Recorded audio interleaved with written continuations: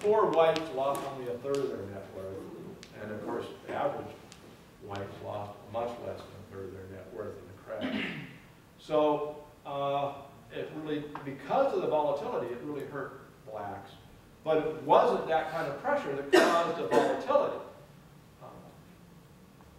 The volatility, the re-rating of the mortgage loans might have been triggered by those kinds of defaults, or foreclosures, but it wasn't the cause of the volatility in the first place.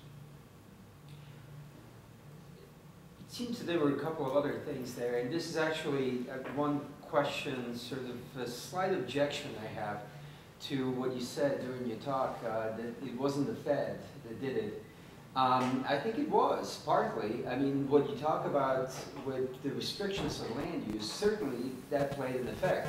That made the supply more inelastic, probably decreased the supply. But the reason why demand was able to keep up was because the interest rates were so low, right? So all of a sudden people were able to borrow all of that money, a lot of money, at very low interest rates. And I think what happened to the defaults is that there were all of these loans that had very low introductory interest rates, right? So for the first year or two, you would pay only whatever, maybe sometimes 0%, 1 or 2%. And then when it would readjust to 5, 6% variable, then people would try to refinance usually. But at some point, as all of this started transpiring, they couldn't refinance anymore. So I think the Fed did enable the whole thing to take place, right? The prices but what that enabled was those subprime loans. And if housing prices looked like this, and those subprime borrowers defaulted, and the homes were foreclosed upon and then resold, the banks wouldn't have lost anything.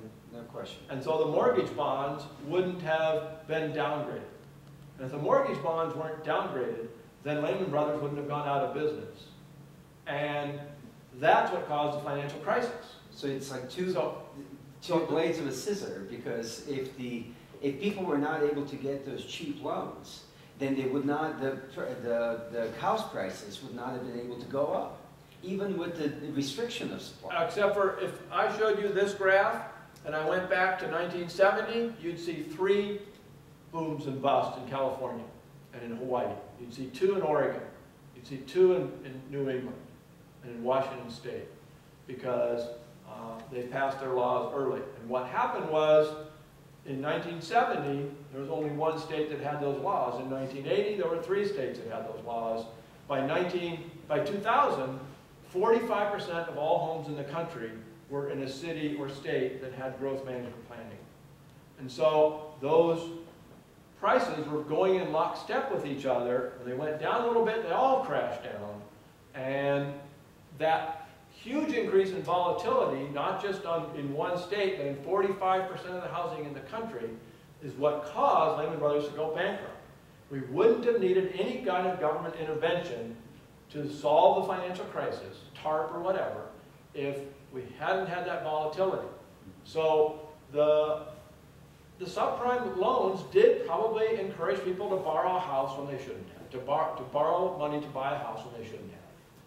But, like I say, our home ownership rate should be 75%. Shouldn't be 63%. Which means the government really had its heart in the right place, and if we didn't have this volatility, and if we hadn't made housing really expensive in 45% of the housing markets, then we would be at 75%. And we wouldn't have had a financial crisis. So, I don't see the Fed's low interest rates as being the problem. It might have made the crash a little worse, but I think we would have had the crash even without that, even without all these other things. We talk about all the subsidies we have for housing, the FHA program, the Fannie Mae and Freddie Mac programs, the mortgage interest deduction. Well, Australia has none of those, and they have higher home ownership rates than we do, and homes are bigger than ours. Canada has none of those. Britain has none of those. They all have higher home ownership rates. We're the only country in the world that has all 3 of those things. There's a couple other countries that have 1 of those things, But we're the only one that has all three of those things, and yet we have all these other countries in the world that have higher homeownership rates than we do. Italy, Greece, Spain, they all have higher homeownership rates without those programs. So the government intervention really had very little to do with it. And we could have had that intervention. We could live without it. What it is the government restrictions that were the problem. Well, on that, I guess I don't understand, because quite where the volatility comes in, your argument. This is real risk. This is not artificial scarcity. This is real scarcity they have created. I understand that it's you know, they didn't have to do it, but it's real scarcity of houses, and so that high price really reflects, given the amount of housing there is, it reflects the demand for it. It's not an artificially inflated price. You know, Well, it is an artificial. so it isn't like a boom bust thing. It's just that, you know, we would get rid of half of the housing stock that you could have had. The prices are going to get a lot higher, but they'll stay high. All right, Houston has no zoning, has no urban growth boundaries, and it has a quick permit process. You can buy land in Houston, you can get all the permits to build, you can have a builder go and build your house, and you can move in within 120 days when you bought the land. In California, it takes 5 years. So, housing prices are going up here. Around 2003, they're starting to get steep, and so you have all kinds of developers out there fighting to get permits to build houses to meet this growth in demand. About 2007, 2008, they got all the permits, they're building, and housing prices are crashing.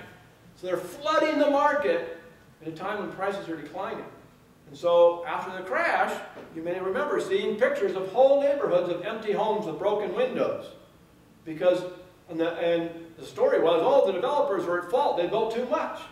Well, no, they were trying to meet the demand, but the government was doing everything it could to delay their ability to do it. So the time when they were building product and making it available was offset from the time when the demand for that product existed. So prices went up until the product entered the market, and then they crashed when they were entering the market. And that by the fact that you had all these new homes entering the market, it made the crash that much worse. That's what I thought Professor Pongrassi's point was that the demand side of that is also key to the whole story. But if you hadn't had the volatility in the first place, people would have bought those houses and those neighborhoods would all be occupied. It was the volatility that caused the crash that made it then hard to get loans and made the demand fall. All of those homes will be occupied. I mean, you have cities in California that grew by 50% in the last 3 decades, and the number of homes they built grew by like 10% because they didn't allow anymore. So there's a huge demand, there's a huge need for housing, but it's unaffordable because of these artificial restraints. It's even unaffordable today. It's no longer 10 times median family incomes, but it's 5 and 6 times median family incomes, which is only more affordable on a relative scale. It's like saying, you know, a bullet in the brain isn't going to kill you as quickly as a bullet in the heart, but it doesn't mean that it's not going to kill you. Excuse me, everyone, we got time for one more question quickly, and then if people still want to talk, we can actually head over to AJ's and do a brief afterglow.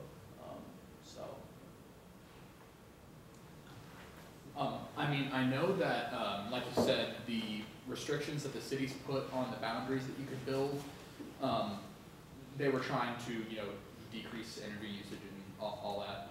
But how did the amount of land the government itself owns, especially in the West, because I know, like in Nevada, the government owns like almost 90% of the land. How did that play into it as well? That played a role in Nevada and to a limited degree in Arizona only, no other states. It especially played a role in Las Vegas. The Las Vegas basically is an island of private land surrounded by federal land. And the federal government had been regularly making sales of land to developers to meet demand. And that was a successful program. Las Vegas remained a very affordable place to live, even as California was becoming unaffordable. And then Congress, in its infinite wisdom, passed a law in 1998 that said 80% of the money you make from selling land to developers shall be used to buy land and take it out of development. So that meant if you were a developer and you bought 5 acres of land, you knew somewhere else somebody was selling 4 acres of land to take it out of development.